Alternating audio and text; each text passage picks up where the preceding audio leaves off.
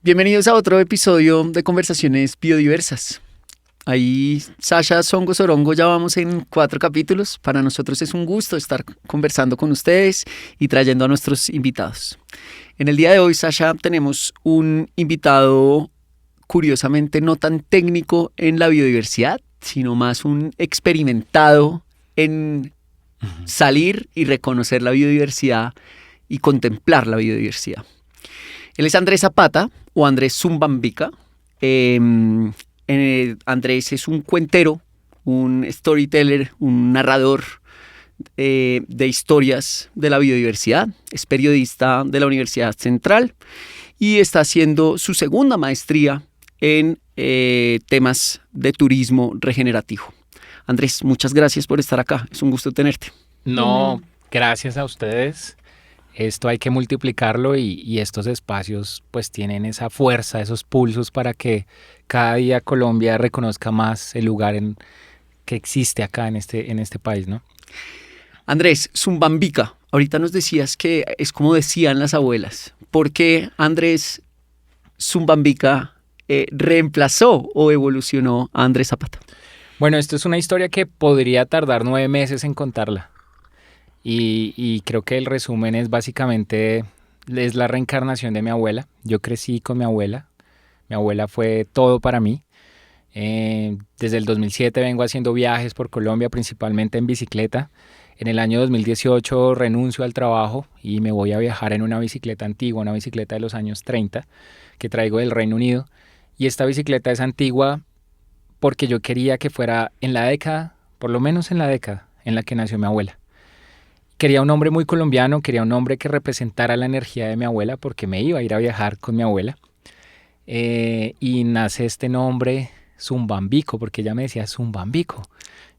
Soy de familia antioqueña y dije listo, la bicicleta se va a llamar Zumbambica y arranco un viaje de 9 meses en bicicleta por Colombia, una bicicleta de los años 30, contando historias. Por eso es que ahí empiezan a identificarme como Andrés Zumbambica. Andrés, y cuéntenos, ¿usted qué empaca en su maleta? Bueno, esto es muy chistoso porque yo siempre digo esto, pardillos y sale. Y es verdad, es verdad. No me pueden faltar los equipos. Soy una persona que se apasiona mucho por contar historias en los territorios, otro tipo de historias a lo que tradicionalmente se han contado en los territorios que pues han tenido como ese epicentro de conflictos. Voy en busca de la biodiversidad, voy en busca de las historias de las personas, entonces para eso hay que empacar micrófonos, trípodes, luces y demás, y si nos queda espacio, pues echamos ropita. Andrés, cuéntame en qué momento conectas tú con la biodiversidad y por qué decides empezar a contar historias que tienen que ver con la biodiversidad de Colombia. Esto creo que se lo atribuyo a la velocidad lenta, a la velocidad humana, a la velocidad de la bicicleta. Cuando tú recorres el país en una bicicleta, le tocas la piel al país. Y es inevitable, la naturaleza se pone enfrente y te dice, aquí estoy.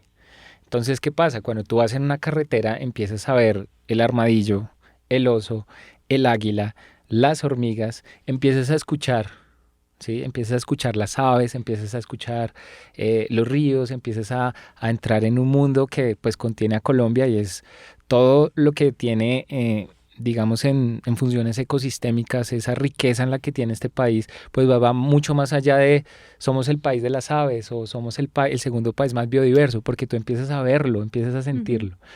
Y es inevitable, o sea, un viaje en bicicleta es un viaje con los 5 sentidos. Y esa experimentación o ese contacto con los 5 sentidos, con la gente por supuesto, pero también con la naturaleza, está destinado uno a sentir eso. Andrés, usted como buen periodista habla en metáforas. Vámonos un poquito más a lo concreto. Cuénteme, veníamos caminando ahorita y me hablaba de la morfo azul, una mariposa preciosa que está a lo largo de toda la cordillera de los Andes, también en la zona norte, ¿no? La verdad no Amazonía. me sé la Distribución, Amazonía también tiene usted razón. También. Tal vez es todo el país y probablemente otras zonas de Latinoamérica. Cuénteme una historia de la Morpho azul y por qué es una especie importante para usted? Bueno, la Morphus para mí ha representado respuestas de la naturaleza. A veces la gente cree que uno está medio loquito porque cuando entra a un lugar pide permiso, porque cuando uno va a tomar una foto le pide permiso a esa especie para tomarle la fotografía, para publicar, para contar las historias. Y cuando salgo de los ríos, salgo de las cascadas, salgo de las montañas, agradezco. Y te miran raro, ¿sí? Como ¿sí? Porque pues esto está muy asociado a temas que a veces, claro, uno se vuelve muy duro en la ciudad. Pero la Morphus azul para mí ha significado respuestas. Normalmente, te voy a contar la última. Yo recibo media beca para hacer la maestría que voy a empezar. Y yo tenía una duda si hacerlo o no hacerlo, porque vienen unos viajes muy intensos el otro año. Y pues yo soy muy ñoño. A mí me encanta estudiar, me encanta leer, me encanta aprender. Y dije, si vamos a hacer la maestría, la vamos a hacer bien. Y voy a una cascada en la Reserva del Danubio, en Caquetá.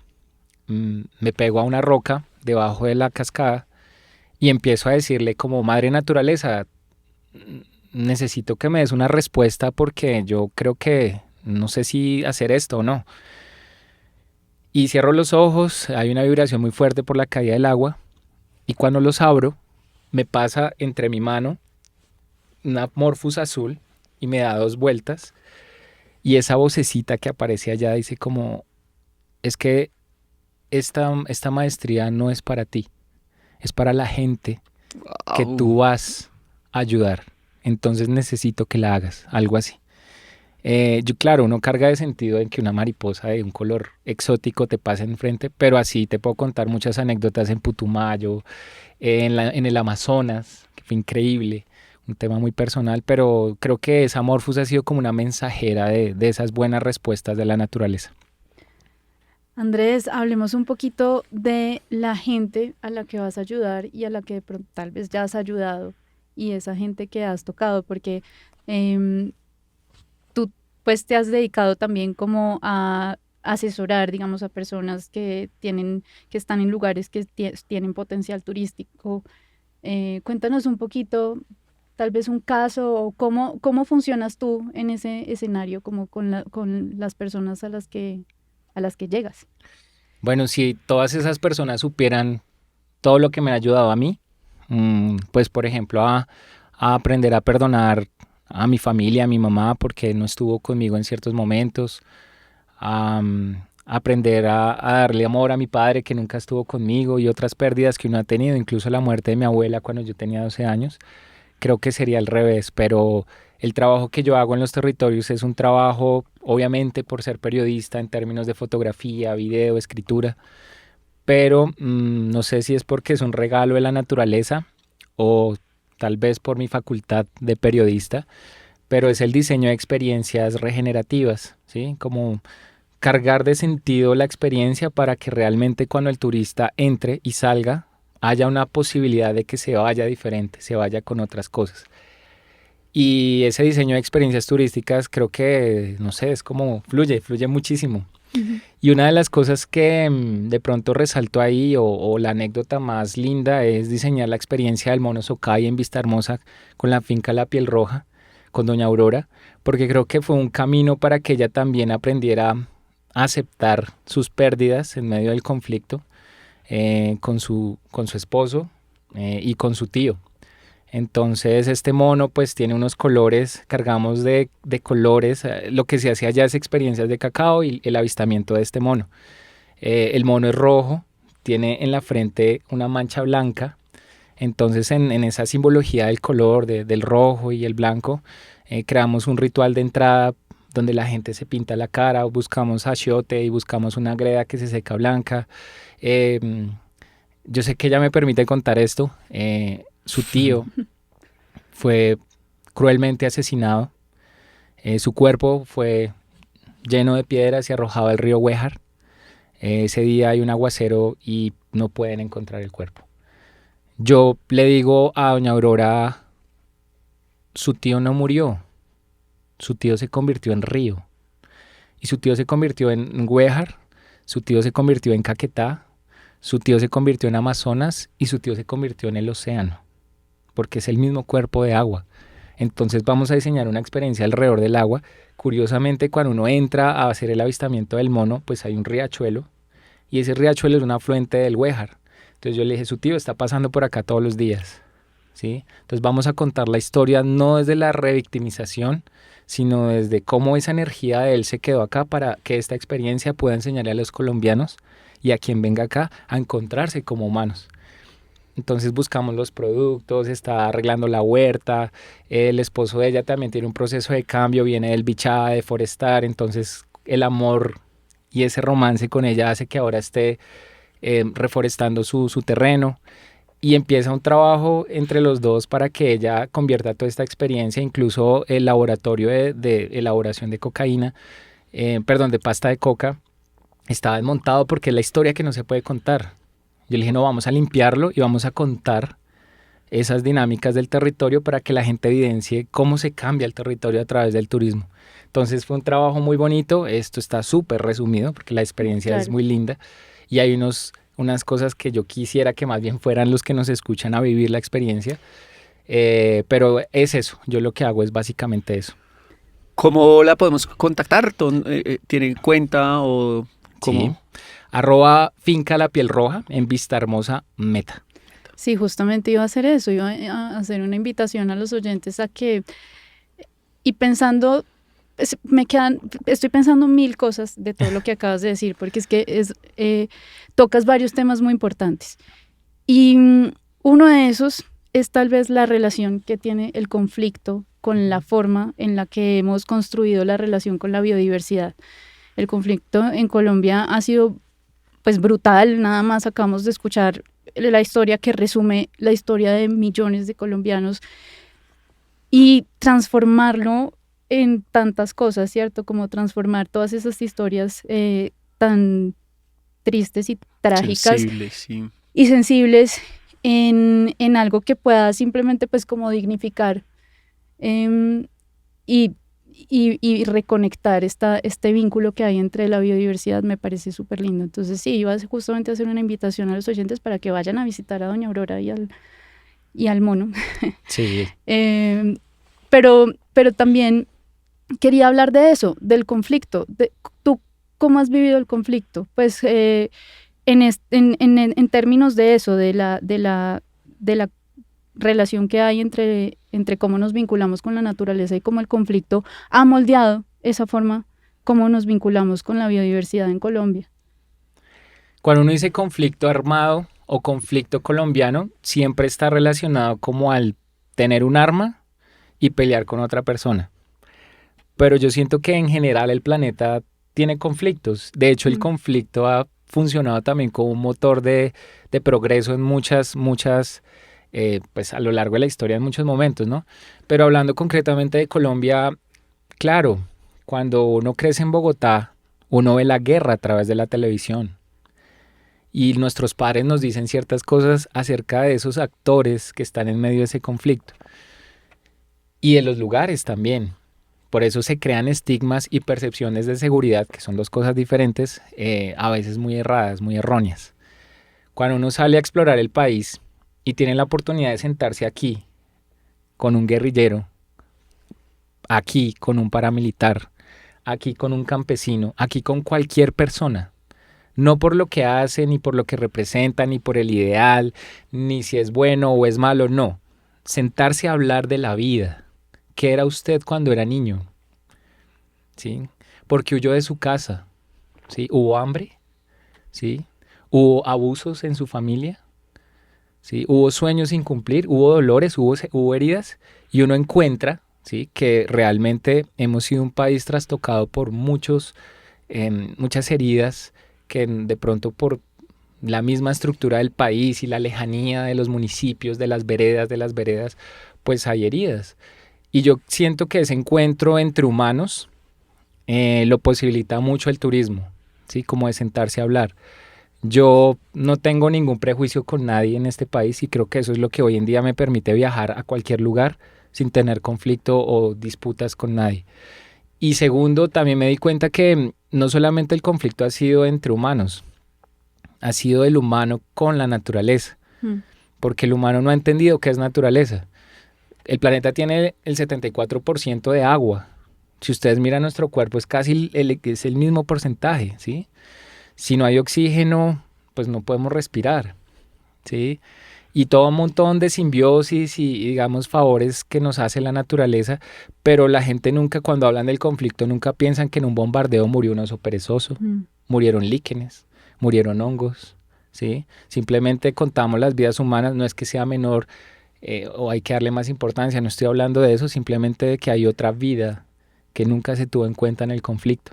Entonces, claro, las trazadoras de los helicópteros, pero cuánta fauna, cuántos jaguares murieron ahí, cuántos osos perezosos murieron ahí. Entonces uno empieza a reconocer eso y creo que eso hace parte también de viajar y viajar abierto a escuchar, no a juzgar. Y yo pienso que uno más que aprender viajando, uno empieza a desaprender. A desaprender, sí, es verdad.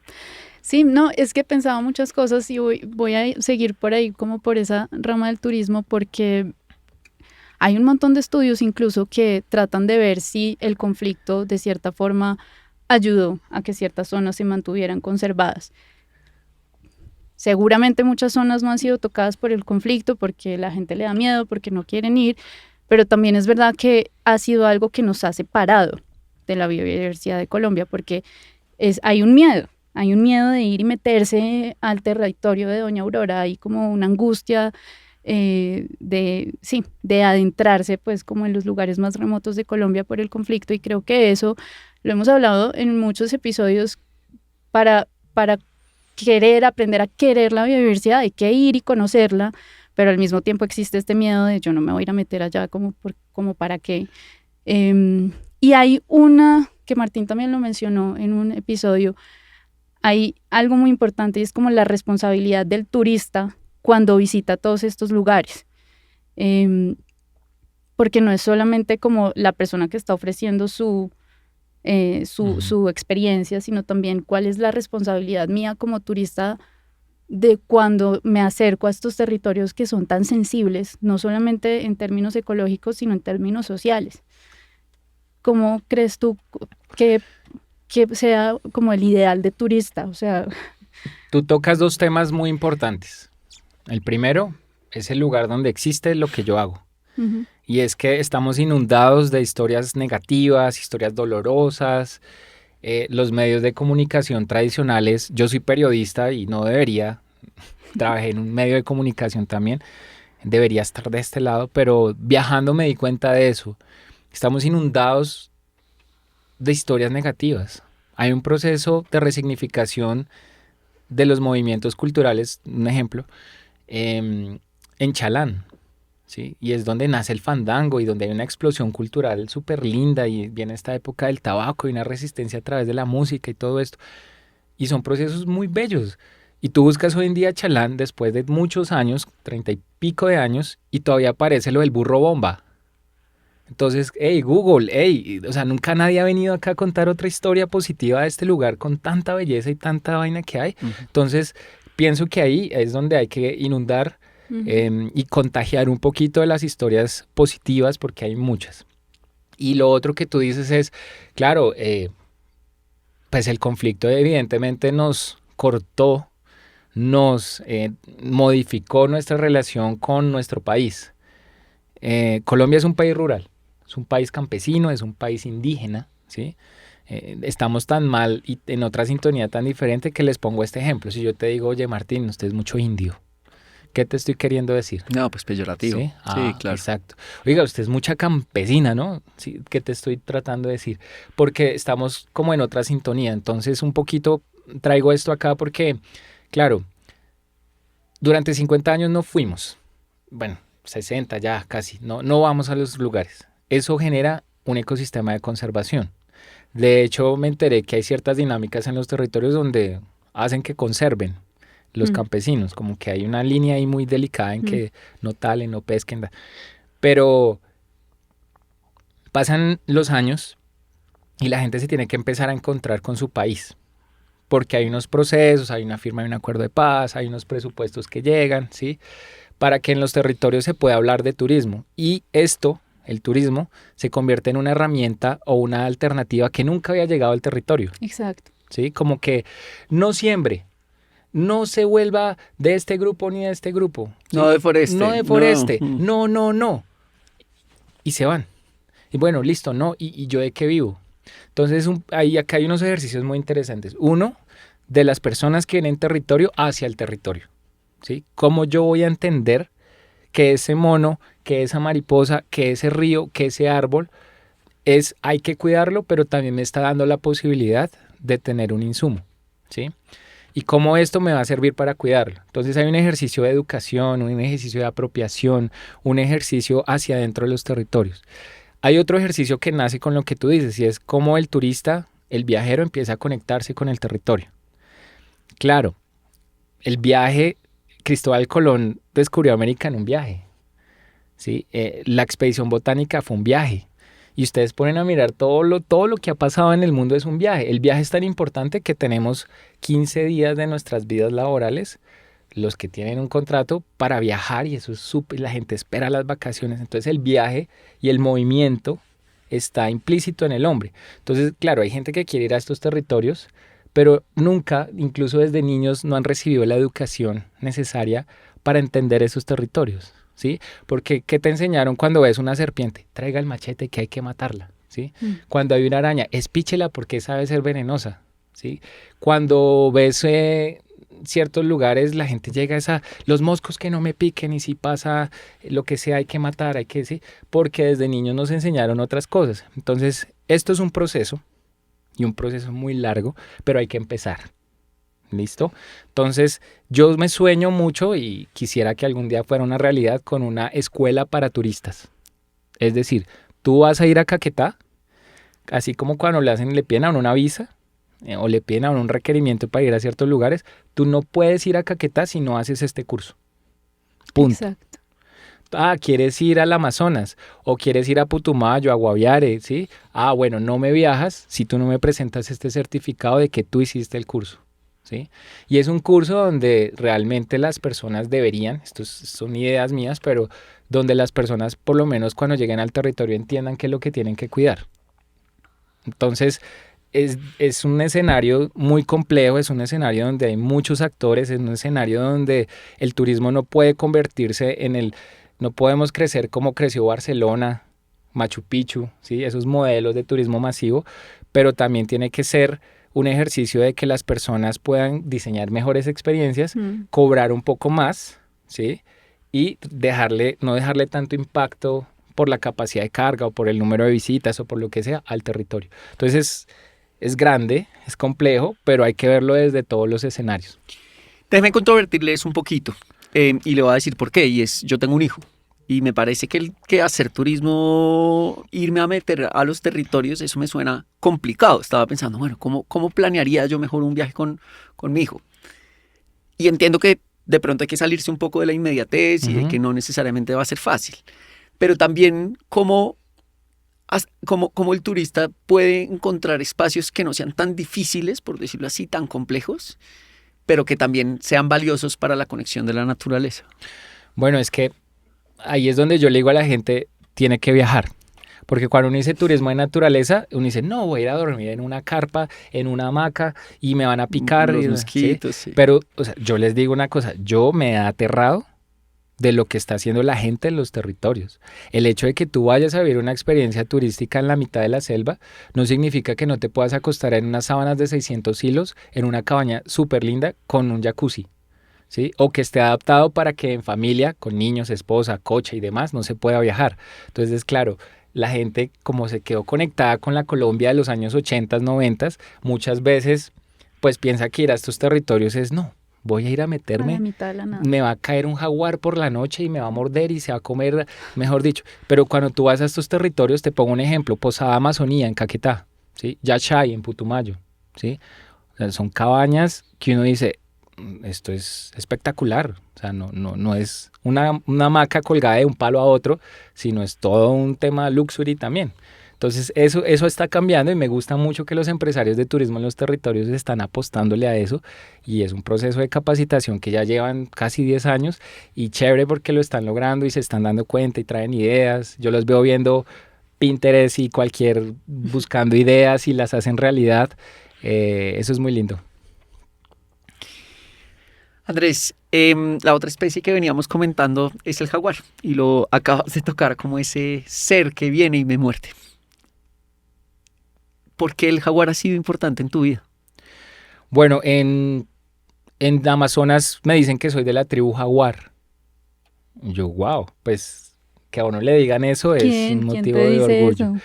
Eso me lo dicen en Puerto Nariño, en los Ujú. clanes que tienen ellos. ¿Como los indígenas? Sí, Ujú. sí. Un abuelo, ¿quién Una abuela te me dijo? Tú empieza a eres el- pasar con cada uno y le dice, usted es garza, usted es armadillo. Me dice, usted es jaguar.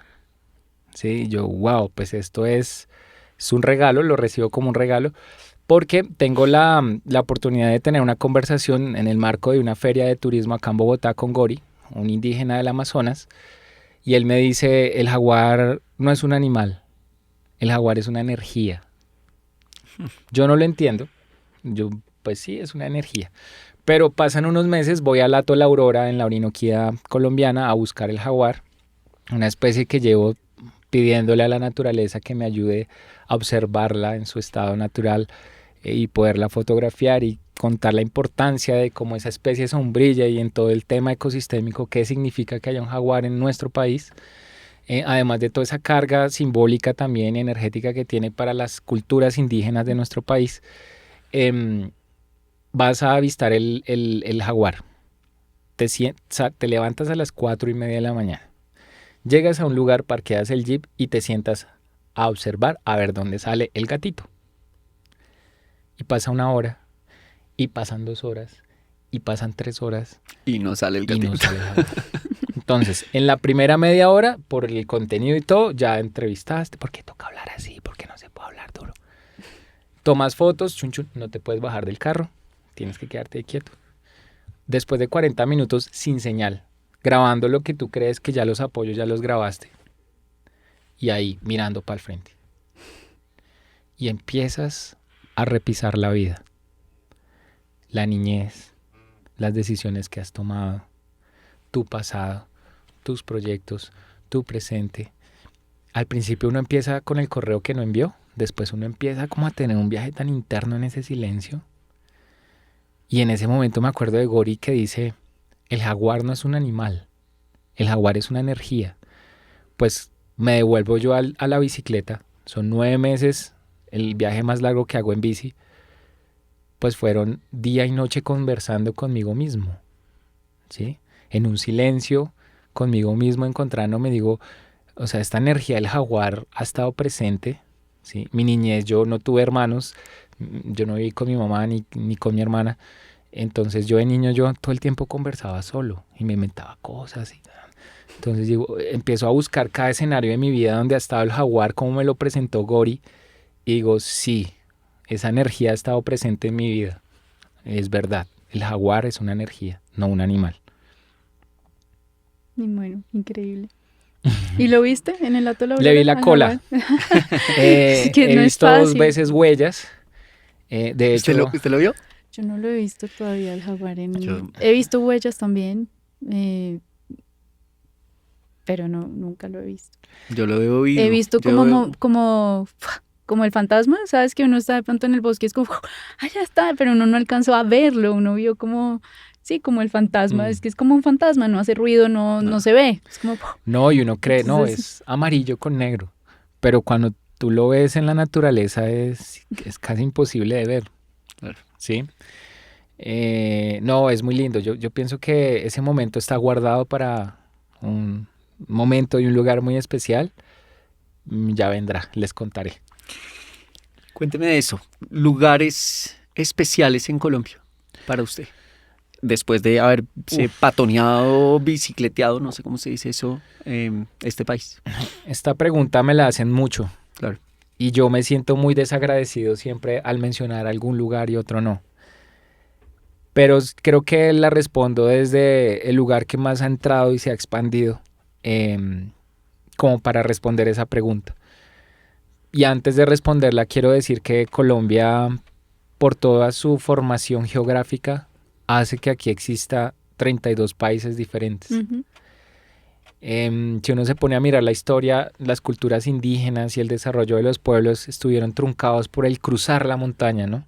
Entonces por eso hay, digamos, escenarios tan marcados con la cultura, la música, la gastronomía, sus tradiciones, porque la cordillera fue en medio de toda una barrera, ¿no? Y yo quisiera que algún día Colombia se sintiera orgulloso de Colombia, no porque Colombia juegue, que además tiene que ganar, porque si pierde no nos sentimos orgullosos. Y que esa camiseta de Colombia me haga sentir que yo soy también nariñense, pero que también la Guajira vive en mí. Pero que si me dicen, tú eres amazónica, digo, sí, porque soy colombiano. Oye, tú eres pacífico, sí, porque soy de Bogotá. Pero eso muchas veces no pasa. Les puse un ejemplo ahorita, si yo te digo, oiga, usted es mucho pastuso. ¿Sí? Entonces, ese tipo de cosas pienso que es donde me gustaría algún día que sintiéramos de esa manera. Hay un lugar que a mí me ha sorprendido mucho y es Caquetá. Caquetá, creo que Colombia le debe mucho a Caquetá. Caquetá fue el laboratorio de paz y el lugar donde se han acercado gobierno, milicia y todo el movimiento de izquierda a tratar de conversar. No una, sino muchas veces. Y de ahí emergen un montón de procesos que hoy en día, aunque tenemos un tratado de paz firmado con ciertas fallas, hoy en día pueden existir otros escenarios en el tema del turismo, en el tema de pensar en cuidar la naturaleza, en los viajes y demás. Pero Caquetá le sirvió al país para eso. Y hoy en día la gente, hagamos un ejercicio algún día, salgamos a la calle y preguntémosle a la gente qué piensa de Caquetá y van a decir seguramente algo negativo. En Caquetá hay Caquetá y Putumayo, pero aquí hay algo que a mí me impresiona mucho y es que la naturaleza nunca tiene una delimitación como nos la enseñaron en el colegio. Sí, no hay barreras Sí, geográficas, no hay límites. Eso es nosotros. Mm. O alguien dice, no, hasta aquí es Colombia, cuidemos el río Amazonas de Colombia. No, pues a ver, lo que tú haces allá arriba termina afectando ni siquiera países, el planeta. Entonces hay una mixtura en términos de biomas que hay en Caquetá y es que la cordillera occidental tiene como su muerte muy romántica en términos de naturaleza y se entrega a la Amazonía, ¿sí? Y esa mixtura hace que haya mucha, pero mucha biodiversidad. Las aguas de Caquetá son cristalinas verde esmeralda, ¿sí? Son pulsos de agua que bajan de la montaña y empiezan a tener dinámicas y velocidades diferentes hacia la llanura amazónica. Entonces, claro, me ha impresionado muchos lugares, pero yo pienso que Caquetá tiene, es increíble, o sea, desde San Vicente hasta Morelia, casi tocando la bota caucana, hay mucha biodiversidad, mucha belleza. ¿Cuál es esa ruta en bici que más te gusta? Pues porque es que empezaste a hablar como de los ecosistemas de Colombia y claro, uno en Colombia pasa del río Magdalena al páramo, pues como que tiene 3 cordilleras y luego en el norte está el desierto y yo me imagino que las rutas en bici, yo nunca he hecho rutas largas en bici, pero eso tiene que ser una locura. Incluso hace poquito por ahí vi en redes que un ciclista español se puso a llorar cuando llegó a un páramo, ¿lo viste? Sí. Como de la felicidad que da, es como ese sentimiento de plenitud, ¿no? Como de me puedo caer un rayo en este instante y morirme, me muero feliz y tranquila. Como esa sensación. ¿Cuál es esa? Bueno, me imagino que muchas. Es de nuevo un poco como la pregunta de Martín, pero la ruta en bici tiene esto que vas cambiando de escenario, que vas subiendo, vas bajando. ¿Cuál es esa ruta que te gustaría repetir, que te gusta mucho, que recomiendas? Yo siento que soy un hijo de los páramos. Uh-huh. Soy ciclista, también hago ciclismo de ruta. Nosotros somos bici con B larga, visitantes de los páramos. Y eso ha hecho que nada más aquí en la sabana de Bogotá uno pueda ir al páramo a hacer ejercicio, ¿no? De hecho, Zumbambica en algún momento también, pues, con unas ideas de crear marca a través de la ropa y crear conciencia y a través de eso hacer un elemento de educación ambiental, ahorita les muestro la camiseta, lo que tiene estampado atrás. Me enfoqué mucho en el páramo. Y desde ahí me conecté mucho con el páramo. Pero llega Claudia Bamón con Bicla y una invitación que tengo a Conexión Océanos y hace que yo me sumerja en el mar a bucear, a ver corales. Y digo, esto es un universo de Nat Geo y de todos estos canales que uno veía de niño y todo, pero estar acá sumergido viendo todo esto y empiezo una conexión desde los corales hasta el páramo donde aparece todos los escenarios que hay. Y me empiezo a dar cuenta que la bicicleta me ha permitido a mí transitar mucho eso. Y es difícil para mí separarlo, por eso te digo, pero yo siento que los páramos tienen algo muy, muy bonito y es que te hacen mirar más hacia adentro por el clima, por el silencio, por la misma, digamos, niebla que hay, la oscuridad, ¿sí? Pero al mismo tiempo pasan 2 minutos y Sol. ¿sí? El sol y el cielo azul y salen nuevas especies y el agua toma una tonalidad diferente y todo eso. Entonces yo siento que respondiendo a tu pregunta y sin ser injusto con los demás lugares de este país, el páramo a mí me ha gustado mucho. Venga, no me quiero ir del episodio y siempre nos pasa que es como quiero corto. 17 episodios con esta persona, pero cuéntenos de la marca de ropa porque me parece importante también, que sé que es otro oficio. ¿Cómo empezó? ¿Por qué empezó? Y también cómo hacemos para buscarla. ¿En verdad quieren saber esa historia? Sí, claro. Llega la pandemia interrumpe mi viaje en bici. Llego yo, después de un año casi de viaje, pandemia. ¿Quién le da trabajo a uno en la pandemia? Nadie. El dinero que yo pensé que iba a usar durante 1 año y medio, casi 2 años que estaba pues, proyectado el viaje, pues me lo empiezo a gastar. Sí, la primera semana comprando papel higiénico, porque todo el mundo compraba papel higiénico, víveres, y se suponía que iba a vivir 2 semanas nuevamente en Bogotá, iba a seguir mi viaje que lo paré en Arauca, y esos 2 semanas se convierten en 2 años, donde el turismo, pues es uno de los, sí, como que nadie podía viajar a ningún lado. Sí, no, quedó bloqueado, fue uno de los sectores parado totalmente. Parados mucho tiempo. Y empiezo yo a gastarme la plata. Hay una serie de procesos ahí, pérdidas o cambios en términos de lo que te respalda económicamente, ¿no? Y le digo a un amigo, mi mejor amigo que es diseñador de modas, le digo, ¿qué hago? ¿Qué me invento para no gastarme toda la plata? Me dice, hágase unas camisetas. Yo, ¿pero quién me va a comprar a mí una camiseta? Pues yo empecé a hacer ropa. Y esa ropa tenía que estar inspirada en un lugar y tenía que dejar algo en el territorio. Entonces, claro, empiezo a hacer la primera colección del Guaviare. Con Pipe Cuida en varias reservas del Guaviare sembramos casi 200, 300 árboles nativos, amazónicos. Llega la segunda oportunidad de seguir con las colecciones de ropa y la segunda es la colección de los páramos, que va mucho como en buscar cómo crear un vivero en la zona de bosque alto andino o páramo. Pero en ese caminar y en los últimos años dije, no quiero seguir haciendo ropa. O si la voy a hacer, la tengo que hacer de una manera diferente. Porque está funcionando el tema de devolver algo, o sea, de que tú aportes algo con lo que te compran. Pero en sí toda la cadena de producción va a lo mismo. Y la industria de la ropa es una de las que más contamina. Entonces me paré un momento a replantear. En este momento estamos en rebajas, en pues tratar de vender esto porque igual fue una inversión y reestructurar cómo vamos a hacer que esto tenga una dinámica realmente comprometida con el medio ambiente desde el origen hasta la venta.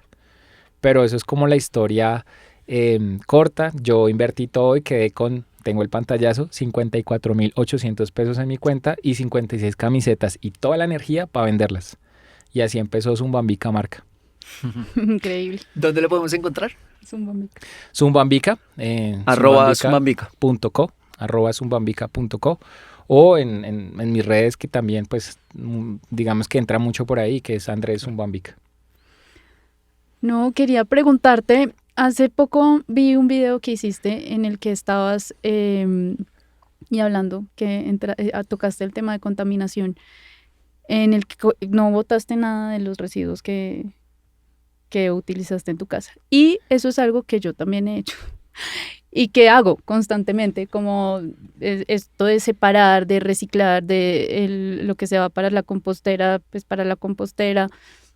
Y es impresionante, es realmente impresionante. Y te lo pregunto porque muchas veces es que uno se siente medio chiflado cuando, o como extremista más o menos, cuando yo cuento todas las cosas que hago en mi casa para no contaminar tanto, pero me doy cuenta que no estoy sola, que tú también puedes llegar a ser así de extremista, porque yo hago cosas desde desde cosas como cuando abro el agua, la guardo en un balde para que no se vaya por el sifón, hasta que se calienta, o desde cosas como que yo de verdad no compro las bandejas de icopor o las frutas que están envueltas en plástico, porque es que de verdad, si uno se pone a ver todo lo que bota, ¿no? Y entonces yo le decía en mi casa, es que uno es lo que consume, uno es lo que uno consume. Entonces, si yo me comí un dulce, si yo tiré ese papel, yo voy a hacer ese papel. Si ese papel llega al río, yo siento que es como parte de mí que llegó allá a contaminar. Entonces quiero como disminuirlo al máximo. Y quería preguntarte qué cosas extremas haces tú, porque estoy segura que haces muchas igual que yo. Cosas que tal vez la gente dice, sí, cosas que tal vez la gente dice, pues este man está loco, pues, o sea, sí, cosas como desde no lavar la ropa cada vez que se usa, o sea, de verdad, cosas que pueden ser extremas para las personas, o coger la ropa sucia para hacer ejercicio porque ya está sucia, entonces pues no la voy a lavar, sino hasta que de verdad valga la pena, cosas de ese estilo. Sí, no, pues evidentemente todas esas y muchas más. Yo siento que nosotros no necesitamos ser regañados, sino inspirados, ¿sí? Y ahí ese camino de la inspiración, pues a veces es difícil porque pues te tildan de loco. Mis amigos de bici, cada vez que tienen sed, compran una botella de agua. No. Sí, vean, yo ando con esto todo el tiempo. Incluso acá dice, soy la voz de la naturaleza.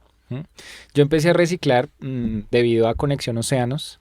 Tengo la oportunidad de trabajar en un proyecto con la Agenda del Mar, con María José, y ella me dice, el mar comienza en casa. Exacto. ¿Sí? Yo entré a reciclar por lo que vi en el océano, ¿sí? Te digo que yo había visto papeles, a veces ya ni los ve, ahora sí uno las ve todo el tiempo. Pero cuando yo vi la cantidad de plástico que hay en el fondo del océano, en los manglares, dije, no, espérese. Después de una llorada y un ejercicio también de cambio, empecé a hacer todo eso. Lo más extremo que yo puedo hacer en mi casa es, no sé, tengo 2 baldes de orgánicos, si están bien tapados, no. Quisiera tener un espacio más grande para poder hacer yo mismo el compost, pero con mi novia lo que hacemos es pagarle a una empresa para que nos recoja esto. Más que un gasto, yo lo veo como una inversión. A la compostera. Sí. ¿A cuál empresa? Ciclo Vivo. Ellos van, recogen la basura orgánica de tu casa. Sí, aquí hay un dato muy importante y es que nosotros producimos casi el 70% de residuos orgánicos, es decir, lo que puede volver a la tierra, ¿sí? Y lo que hacemos normalmente es lo que se puede reciclar, plástico, vidrio, lo ensuciamos, ¿sí? Porque pues después ya no se va a poder usar con los residuos orgánicos. Pero si separamos los residuos orgánicos, ¿sí? De lo que se puede reciclar, realmente ustedes hagan el ejercicio en casa, aunque sea una semana, se dan cuenta de lo que producen y qué se puede usar y al final todo. Es muy poco la basura que uno bota en la bolsa negra. Aquí hay algo también, es que las bolsas, y esto lo escuché hace poquito en un podcast, las bolsas no deberían ser negras, deberían ser transparentes, para que la gente vea lo que está botando. Pero también lo dije en ese reel que tú hablas, duré un mes sin botar la basura de mi casa. Vamos a ver cuánto produzco yo y qué produzco, y eso genera mucha conciencia. Ahora el reto era sacarlo de mi casa y mostrárselo a la gente, y es que la gente cree que bota la basura y me deshice del problema. Total, o con las compras que hacen, digamos, como está de moda, en comprar por internet, y hay gente compulsiva comprando por internet cosas que se van a poner una vez o que van a usar una vez, sí, y que de una vez ya es desecho. Y la basura no se bota, La basura cambia de lugar. Es diferente. Cambia de lugar. Desde ahí cambia todo adentro. Sí, y mucha gente confía en el reciclaje, ¿no? Y la verdad es que el reciclaje de plástico, por ejemplo, es algo que no o sea, el porcentaje de plástico que se recicla es mínimo, no es más del 50%, no me acuerdo cuál es la cifra en Colombia, pero no es más ni siquiera del 30% del plástico que se recicla. Eso no es verdad. Mucho del plástico termina en el mar o en los ríos. Entonces, pues muchas personas compran la botella de agua, como tú dices, o en las maratones también, o sea, yo no tengo nada en contra del ejercicio, pero realmente es como porque no llevan su termito. Pues esos botan las botellas casi llenas de agua a veces. Es como, pero no te estás dando cuenta de lo que está pasando. Entonces, la gente creo que tiene como esta confianza en que, ay, eso es plástico, eso se recicla, ¿no? Sí, y saldo mi deuda de comprar la botella. Sí. Lo que tú dices es muy, muy cierto y hay una confusión muy grande entre separar residuos y reciclar. ¿Sí? La gente cree que al separar está reciclando. No, está separando los residuos, pero muchas veces, y yo lo he visto, tú separas los residuos y van a la misma lugar donde pasa el camión y se lleva todo. Esto es un ejercicio generacional. Lo más lindo de todo esto es que tú empiezas a irradiar la gente que está alrededor tuyo. Mi mamá al principio me decía, usted sí, ay, con esas cosas. Y hoy en día escucharla, no porque Andrés se pone bravo, sino no porque hay que cuidar el planeta, eso vale todo. O también a mí en mi familia me la han montado es con el término de la abundancia. Es como, ay, pero es que esa mentalidad tan escasa, y no es escasa, es que no necesito la botella de plástico, ni la voy a necesitar. Sí, o sea, no la voy a comprar y no es porque tenga un trauma de que no me quiero gastar la plata, no, es porque no necesito la botella de plástico, no necesito comprar la granadilla que viene envuelta, que tiene una envoltura perfecta, biodegradable, espectacular y que la envuelven en 5 vueltas de plástico. Entonces, sí, pues eso, todo un tema. Andrés, para cerrar, habló de la importancia de los viajes. ¿En qué viaje está hoy? Bueno, estoy en un viaje muy personal por el reto de estudiar. Estoy en un viaje que por fin creo que estamos tocando y saliendo a la luz. Yo no cuento historias para ser un influencer. Yo cuento historias para que se hable de otras cosas del territorio y si eso tiene alguna influencia positiva en alguien, para encontrarnos como humanos, para encontrarnos con la naturaleza, bien, ¿sí? No me interesan los seguidores, no me interesa nada de eso. Viene un ejercicio personal hace un tiempo de sacar todo lo que yo vi y poderlo contar de la mejor manera. El tema de la regeneración tiene que ser sexy. Si no es sexy, nadie lo va a voltear a mirar. Entonces ese es un poquito el viaje interior en el que estoy. Vienen unos viajes a unos lugares de la Amazonía bastante esperados. Voy al Raudal del Jirijirimo en una expedición. Creo que este es un sueño que me cumplió la naturaleza. Estoy trabajando con Acotur, la Asociación de Turismo Responsable de Colombia. Desde allí también, pues con un equipo tratando de dar pulsos, energía e ideas para que cada día este tema del turismo se haga bien, lo que empezamos a hablar. Y pues bueno, creo que el viaje está en el ADN, el movimiento es lo único que existe en el ser humano. El corazón no se va a parar hasta el día en que te vayas, tus pulmones se van a mover toda la vida. En esa analogía del movimiento creo que es intrínseco y yo sé que de viejito, de pronto antes, este es el propósito de mi vida, viajar para contar. Él es Andrés Zapata o Andrés Zumbambica. Andrés encuentra respuestas en la Morphus azul y encuentra que el jaguar no es un animal, es energía. Muchísimas gracias, Andrés, y hasta un próximo episodio. A ustedes, gracias. Gracias. Gracias por multiplicar esta voz y a ustedes también gracias por consumir este contenido y también multiplicarlo.